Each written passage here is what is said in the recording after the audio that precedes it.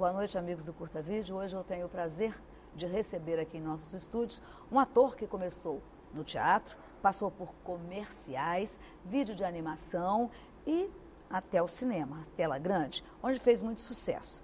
Eu estou falando de Eliezer de Almeida, o nosso convidado da semana. Boa noite, Eliezer, tudo bem com você? Boa noite, Jerusa.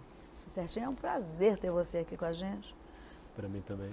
Legal. Eliezer, a gente vai falar de vídeo, né, de televisão, de cinema, essas coisas, mas eu gostaria de... Tudo isso está ligado à sua vida, ao teatro, né? Uhum. Então eu gostaria que você começasse falando como é que foi que o teatro surgiu na sua vida. Olha, já comecei bem pequeno, né? O ensino primário, naquela ocasião o ensino público era muito especial, muito significativo. E os professores colocavam a gente para fazer teatro dentro da sala de aula, né? E alguns momentos, algumas redações que eu fazia, eu transformava algumas redações em peças de teatro. E o que me levou ao teatro, na verdade, foi de tanto assistir filmes que eu era... Toda tarde eu assistia matinês. Tinha o Cine Capixaba, que funcionava, eu morei em São Torquato, né? Uhum. E tinha o Cinema Capixaba. Cinema Capixaba. Eu assistia muitos filmes e o que eu via na tela eu sentia vontade de fazer em casa. Uhum. E meu pai, barbeiro, né? Ele era barbeiro, tinha um espelho enorme, maravilhoso. Eu ficava fazendo o que eu via nos cinemas na tela que tinha na frente. Que era o espelho. Que era o espelho. Uhum. Como é que você começou no teatro?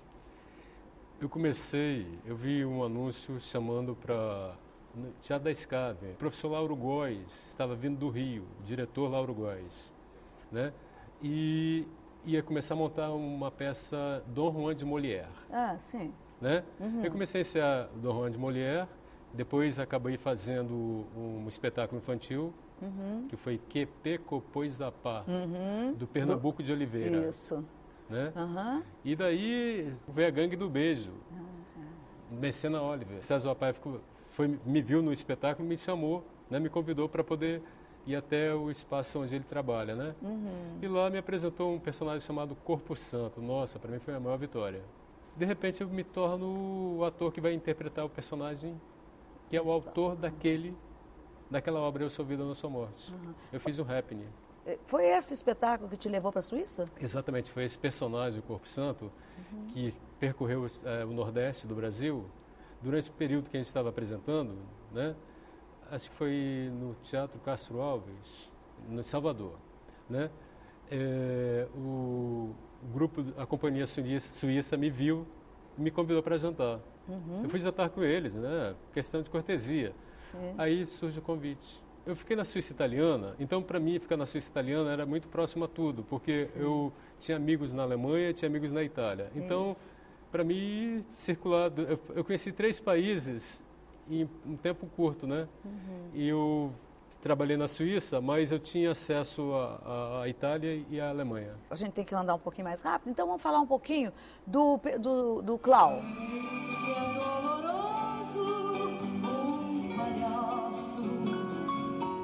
O trabalho desenvolvido lá na Europa era arquétipos, né? Guerreiro, sacerdote e o Clau. Era a preparação do ator, né? E o espontâneo do personagem através do Clau. Então o Clau me despertou não é só o palhaço, e sim o nosso bom humor, né? Do personagem.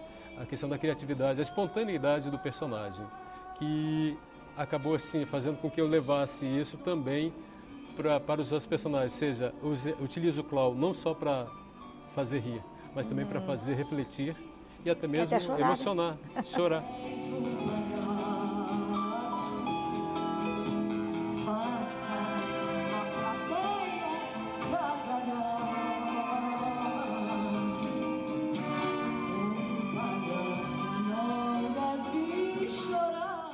Amo ainda um personagem que você conhece muito bem, o Charlie Chaplin, que era um Clau. Exatamente.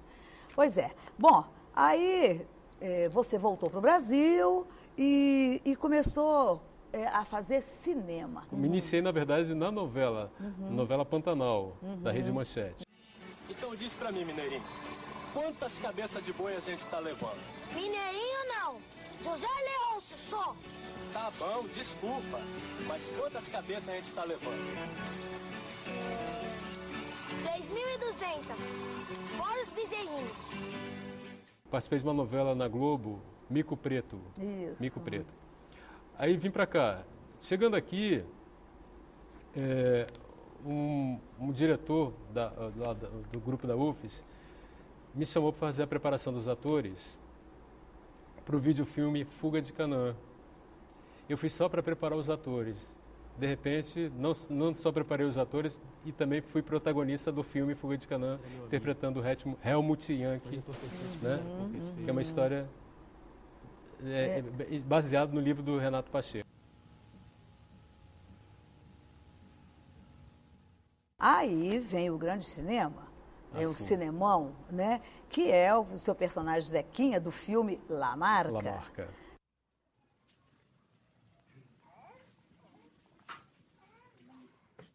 Conheço ele sim. Passou aqui com Zequinha. Que Zequinha? Zequinha, lá do Buriti Cristalino, é primo de minha mulher. Fazer esse personagem para mim foi um prêmio, né? Eu conheci o Sérgio Rezende no teste e fui assim, normalmente, fui fazer um teste e de repente chego em casa, o telefone toca, eu atendo e do outro lado a pessoa fala, você é o homem. Capitão, em Oliveira dos Brejinhos, o povo anda assustado com o movimento de homens armados passando na estrada. Interpretar o Zequinha para mim foi o meu primeiro grande prêmio foi o Sérgio Rezende que me deu para interpretar o personagem Zequinha. Então não é com a gente. Tem algum mocó aqui, professor? Hein? Agora vamos nos organizar. Otoniel e Oderico. Durante os anos 90, né, foram selecionados 21 filmes. E dentre esses filmes estava o La Marca. E eu sou selecionado junto a vários atores como melhor ator coadjuvante dos anos 90. Agora o professor Zequinha, que eles pra mim, conhecem. A partir de hoje, vamos dormir aqui. Mais um prêmio, né? Graças ao convite que o Sérgio Rezende me fez. Preciso ter calma, professor. E ficar atento a qualquer movimento da repressão. Vocês se liguem nisso. E se me torturam de novo? Tá com medo, professor? Eu também tô. Qual a importância desse personagem agora, não só para o ator Eliezer, para o cinema, para a história do cinema nacional? Eu acho que para a história do Brasil também. A história do Brasil? Porque o Zequinha foi um ser humano que sofreu muito, mas tinha um ideal, né? E o La Marca para ele era uma espécie de... Era um rei, né? Porque naquela ocasião, na ocasião do La Marca, a situação era muito difícil, né? Sim. E tanto é que o filme retrata bastante isso. E Zequinha não era um militar, o La Marca era um militar, ele era um cidadão comum. Mas ele abraçou a causa e acabou assim fazendo com que o La Marca lá no sertão fosse cuidado por ele. Ele não só carregou o La Marca nas costas, né? Ele carregou o Brasil nas costas.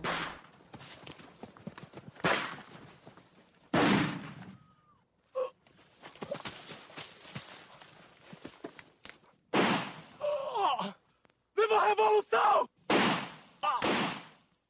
Na esteira do sucesso do Zequinha, a gente veio um outro filme muito importante, que foi Guerra de Canudos.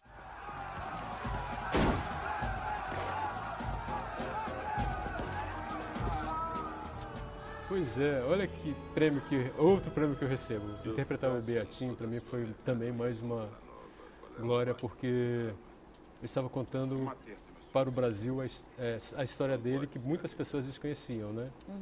E o Beatinho, ele registrava as coisas do Antônio Conselheiro e aquilo ali serviu para o Euclides da Cunha, inclusive, se basear também para escrever o livro Sertões. Mas ele não tem nossa fé, meu pai. Mas não é maçom, nem protestante, nem republicano. É um conhecido meu do Ceará, com direito, palavra. E entende o comércio. Nós precisamos dele. Pois sim, meu pai. Pois sim. No La Marca você contracenou com Paulo Betti. E no Canudos você contracenou com Zé Vilker. Zé Vilker que nos deixou agora há bem pouco tempo, né? Eu queria que você falasse um pouco desses dois atores, a importância que eles tiveram na sua carreira. Olha, trabalhar com arte cênica é uma coisa maravilhosa, mas trabalhar com pessoas tão maravilhosas quanto José Wilker e Paulo Betti torna-se praticamente uma coisa, um prêmio, tá? Porque Paulo Betti, para mim, é um irmão, tá? Paulo Betti, a gente conviveu com pessoas do sertão, pessoas com situações bastante difíceis, né? E não só o calor que faz naquela região, né? Mas a situação lá é muito difícil socialmente lá é muito difícil, né? E conviver com aquelas pessoas. E a gente é aqui do sul, do sudeste. Estávamos lá convivendo e compartilhando com eles o dia a dia deles, né? E foi muito bacana o Sérgio me proporcionar ir para o sertão 4 meses antes, né? Ficar 4 meses lá antes da filmagem. De repente eu me tornei um sertanejo, né?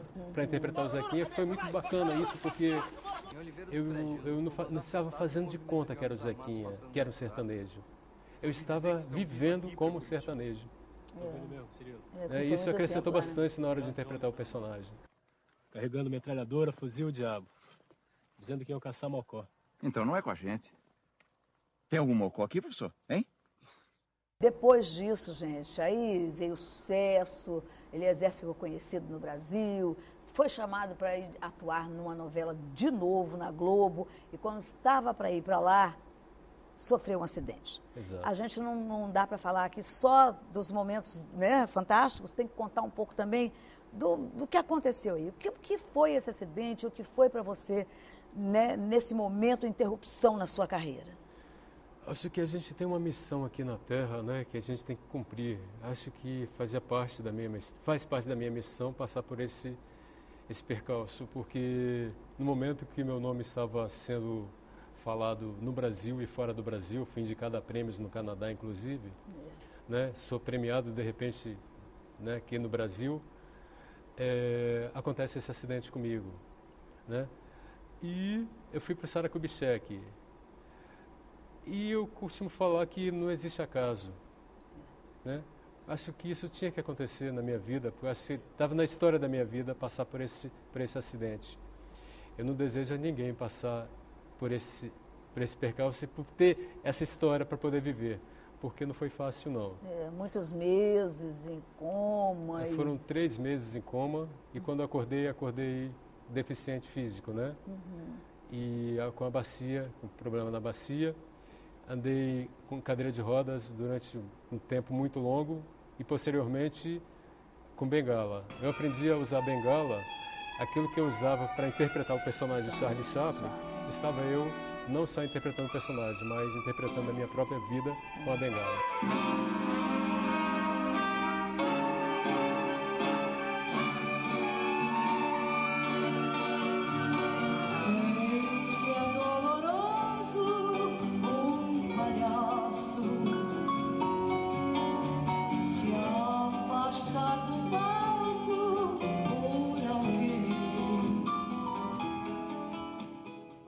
Comerciais também, é importante que a gente destaque. Eu tenho um que eu gosto muito, da Piana Rural. É o Fica Moço.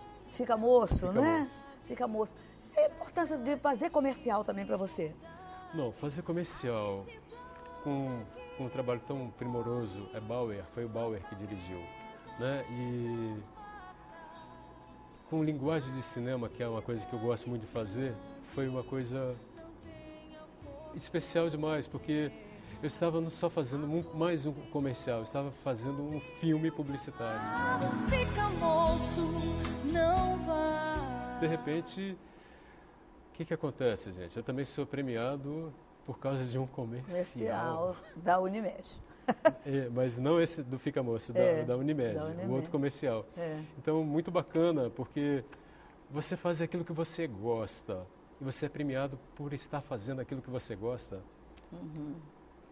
Pois é, gente, agora a gente precisa mostrar para vocês um vídeo de animação e que ele fez o dublagem. Isso. Né? Então, você vê, o ator passa por todas essas etapas, né? E essa foi mais uma etapa. Rapidinho, o que contava esse vídeo?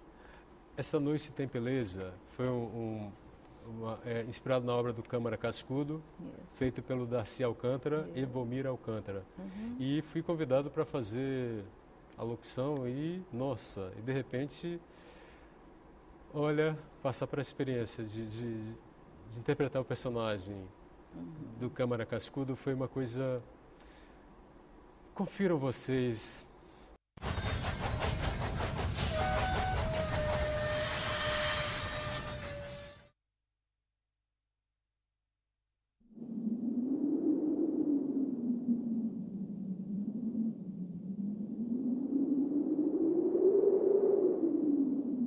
Meus amigos e amigas, permita que eu conte a história de Mestre Narciso, homem que pegou na fronte do demônio que podia ter nadado no Aqueronte.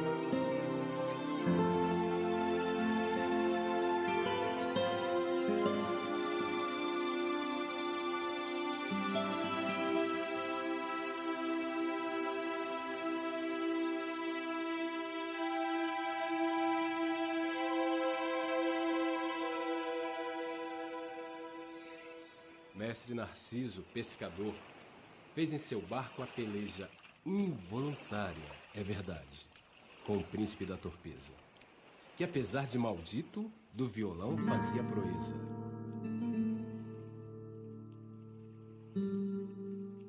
Quando o trabalho é muito e a vida é um fadário, boa música sempre amansa o coração no berçário, de quem do mar vive, como da guerra o legionário.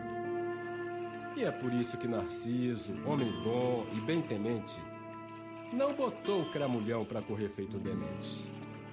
Pois a noite é bem mais triste se cai silenciosamente.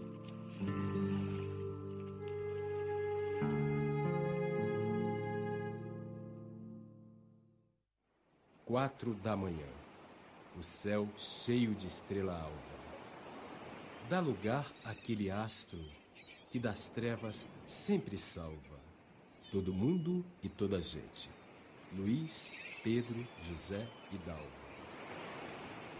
Mas o filho de Cruz Credo, o coisa ruim da viola, essa luz tão radiante não pode ver da gaiola, que existe debaixo do mar, vedada com muita cola.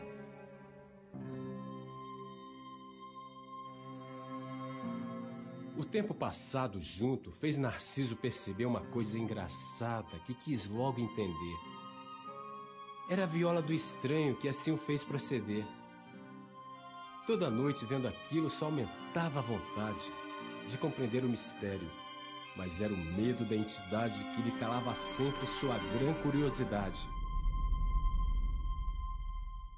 Foi então que uma noite, animado com a canção, perguntou meio sem jeito: por que estranha razão faltariam 2 cordas no vistoso violão? Pobre do mestre Narciso, não devia esse coitado ter tirado do estranho o sorriso tão amado, para ver agora na face seu ódio tão alargado. Mas por que 2 cordinhas fariam tanto mal-estar àquele que do inferno é o melhor no seu tocar?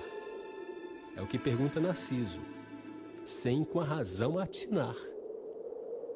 Ai, o mistério! Pergunta alegre a dona da banca. Então deve ser de peixe, não de tamanca. O mesmo peixe que o senhor às noites do mar arranca. Que só de peixe vende aqui. Não sei de mais nada além. Se o senhor me pergunta de escama, barriga, também. Mas de outro assunto não fala. Nem sei eu entendo bem. No meu barco, toda noite, um violeiro de tino tocava para me alegrar. Mas se aquele som divino uma noite vai embora, qual será o meu destino? Ih, eu nada sei de viola. disse a peixeira outra vez. Mas se quer saber melhor das coisas e com avidez, um professor é o remédio, a nossa van piquinês. Ah, ver o mestre sabido, mas eu te digo sincera, melhor fará o senhor limpe o barco, insera, e logo volte a pescar, sem sonho ou outra quimera. Estudei muito na vida, dei duro em cima de livro. E é por isso que agora colho os frutos e respiro. Diga logo, meu bom mestre, que do resto eu me viro. A história é muito estranha, tem um ser enfeitiçado, que à noite no meu barco anda triste e bem zangado. Só porque eu comentei de um violão estragado. Desses assuntos não posso dar-lhe minha opinião. Eu sou um professor de escola, sei do que diz a razão. Cálculo, soma, alfabeto, só não dou religião. Mas se quer saber das coisas que fazem o povo parar, uma única pessoa, conheço e posso indicar. Mas para falar com ele já vi gente ajoelhar. Quem da vida pouco sabe, pergunta sempre a alguém que conhece um pouco mais. Desse mundo, ainda tem compreensão daquele outro que fica mais pro além. E toca mestre Narciso perguntar pra autoridade: qual o segredo das cordas do rei de toda a maldade? Porque na sua viola mora tanta novidade. Nem homem que é sabido gosta muito de tratar com quem do cão é compadre. E ainda ouvi falar de 2 cordas faltosas que perdeu aquele lá. É então que o bom padre, ser de grande sabedoria, pensa, depois de ajudado por Deus e toda a santaria, como resolver o caso do rei da feitiçaria. Se iludir gente é errado, mas errado é deixar o mal tomar o barco da vida e naufragá-lo afinal. Melhor saída será mesmo dar-lhe já um ponto final.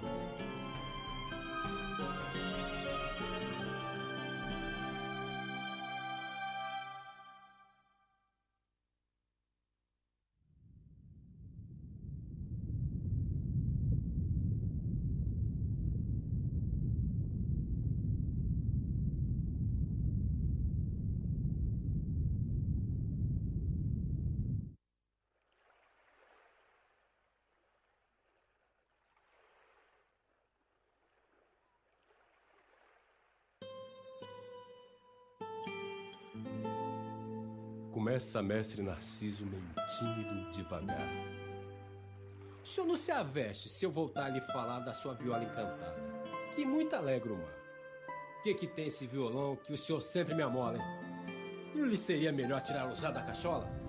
Foi o que lhe perguntou o demônio da viola. Se são as cordas que faltam, o ré e depois o dó, não fale do que não sabe. Cada um tem seu ebó. Você é bom pescador, não se meta a faraó. Eu só queria lhe dizer que bem junto das cordinhas, muito bonito seria colocar uma letrinha. E que letrinha é essa que não anda mais sozinha? É um C, pois essa letrinha casa bem com essas notas. Respondeu-lhe o mestre sem saber que eram tortas as palavras que ouvia quem do mal é patriota.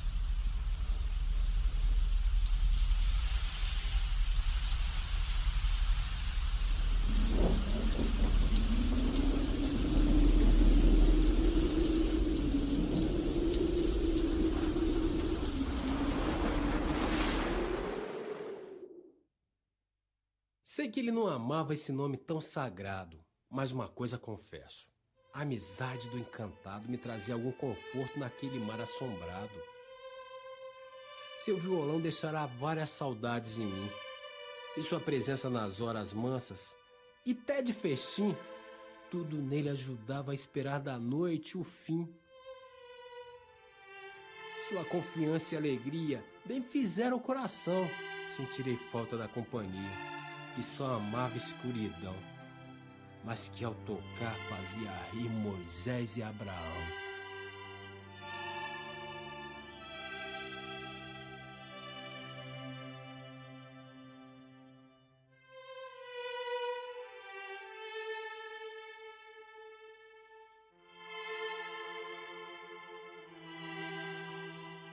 E é por isso que Narciso bastante triste ficou, quando o bom sacerdote tudo tão bem lhe contou, que com C mais Ré e Dó, o credo logo formou. E que esta palavrinha tem poder sobre-humano para fazer cramulhão entrar de vez pelo cano e nunca mais esse ente levará cristão a engano.